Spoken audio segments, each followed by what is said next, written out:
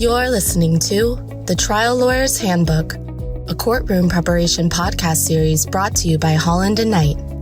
This series is hosted by litigation attorney Dan Small and is based on a long-standing article series he co-authored with United States District Court Judge Dennis Saylor for Massachusetts Lawyers Weekly.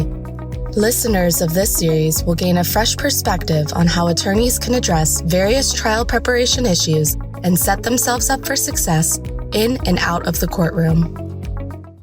In 1924, the great Clarence Darrow defended Nathan Leopold and Richard Loeb, the teenage sons of wealthy Chicago families, who were accused of killing a 14-year-old boy in what was called the trial of the century. Darrow gave a closing argument that lasted for 12 hours. You heard me right, 12 hours. And in so doing, he succeeded in saving the defendants from execution. The closing was so popular that it was published for years afterwards.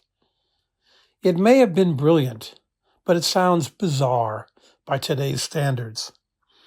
We live in a different world than 100 years ago, or even 20 years ago. A series of technological changes, most notably the development of television, and then cable television, and then the internet, have revolutionized how we communicate with each other. Somehow, though, trial lawyers have largely lagged far behind. Three trends in recent years have dramatically changed how lawyers should approach courtroom advocacy. The first trend is the digital revolution. Developments in technology have profoundly affected the courtroom. It is dramatically easier to organize and display evidence, and there is often more evidence from which to choose. Collecting emails can be a crazy adventure. How many thousands or even millions of emails do you have? Today's jurors are accustomed to and expect high-tech presentations and compelling imagery, and often it's the only way to go when the numbers of documents or emails or text messages are so high. The idea of standing up in front of a jury and just talking for 12 hours is unimaginable today. No judge would allow it, and no one would be listening anyway. The jury would have walked out hours and hours ago, and who could blame them? But talking for an hour, or even half an hour, without visual aids, is just as out of date. Beware, however, of getting too caught up in technology to use it effectively. For example, just because you can show lots of documents doesn't mean that you should show lots of documents. Too often we see lawyers flashing too many documents across the screen too quickly. It becomes like a strobe light or a light show, losing whatever impact the documents themselves may have had. Using technology requires just as much judgment, strategy, and common sense as old-fashioned paper, maybe more actually. Having more options requires making more choices, which in turn requires more thought and more planning. If a document is important enough to put up on the screen, take your time with it. What is it? What does it say? What does it mean? What do we want to highlight? What do we want to emphasize? Why is it important? All those types of questions need to be dealt with. The second trend is short attention spans. It's hard to focus anyone's attention on anything, and harder yet to hold it for a length of time. After all, if you can't say it in a 140-character post, is it worth saying? Apparently not for a lot of people. Trial lawyers must examine and adapt each stage of the trial in that light. Long stretches of question and answer may be effective in a deposition, but they are often not effective with a jury. Testimony has to be broken up into bite-sized pieces with exhibits, demonstratives, or other tools to help deliver information with impact. The same applies to openings and closings. Too many lawyers seem stuck in the past, speaking in ponderous jargon, rarely interrupting with visual images, and droning on well past the point at which the average juror is paying attention. The final trend is lack of trial experience.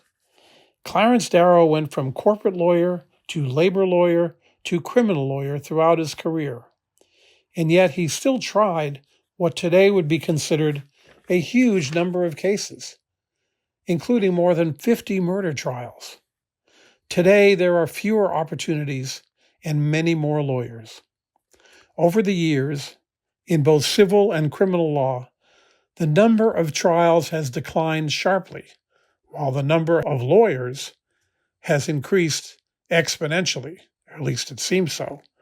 Meanwhile, litigation has become more complex, more expensive, and more risky, and trials exponentially so. So wise clients often want to avoid trials, and unwise clients often need to be advised to avoid trial. As a result, a majority of litigation attorneys have little or no trial experience, and even those who do don't have as much as they need or would like.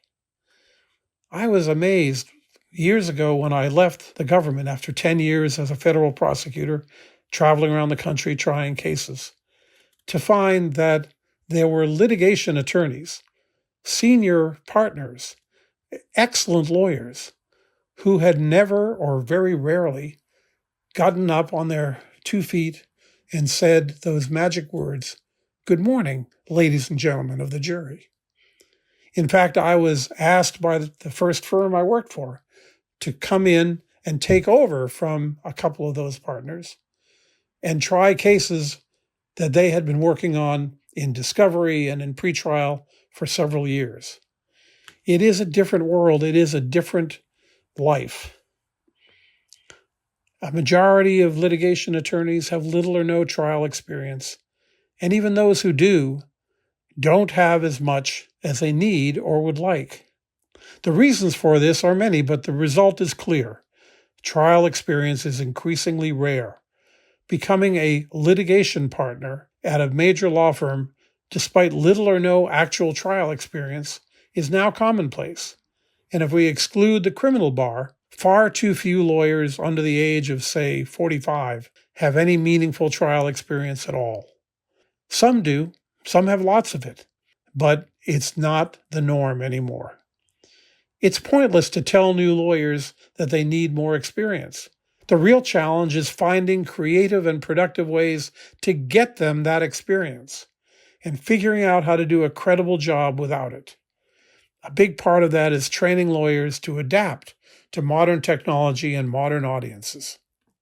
Jurors are real people, snatched out of their real lives and placed into an artificial environment for a few days or even a few weeks or more.